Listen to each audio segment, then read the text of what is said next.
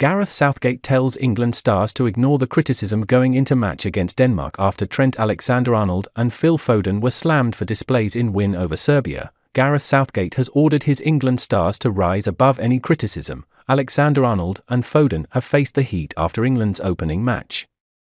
England head coach Gareth Southgate has told his players to block out the noise as he prepares to keep faith with Trent Alexander-Arnold and Phil Foden.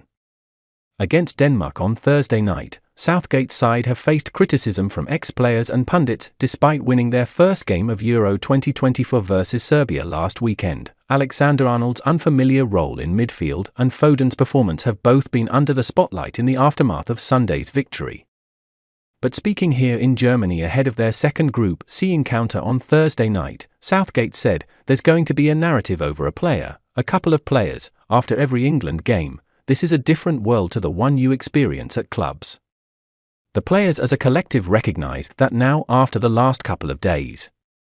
We talked with them about it. It's very rare at their club they'd win a game and experience what they've experienced over the last couple of days. I have to make sure I can guide them through that, let them understand it and recognize it's the reality of our world, but that we shouldn't be thrown off track by it. We're in a good position, we know we want to play better. There are a lot of things we did really well and we move towards tomorrow's game." Alexander-Arnold is expected to keep his place in England's midfield against the Danes. Southgate raised eyebrows by picking the Liverpool vice-captain, who plays at right-back at club level, in central midfield next to Declan Rice in the victory over Serbia.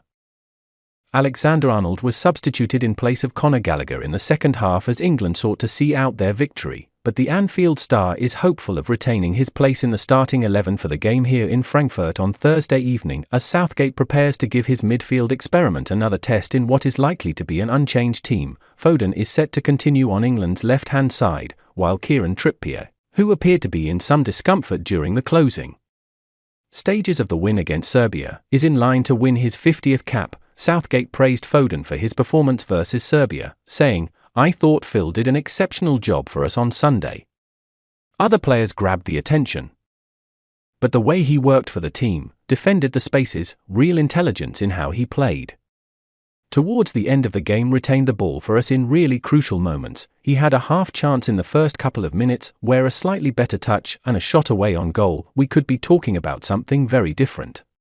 He linked the game well in that opening period with the others. There was a lot going on in the game, a lot tactically to solve.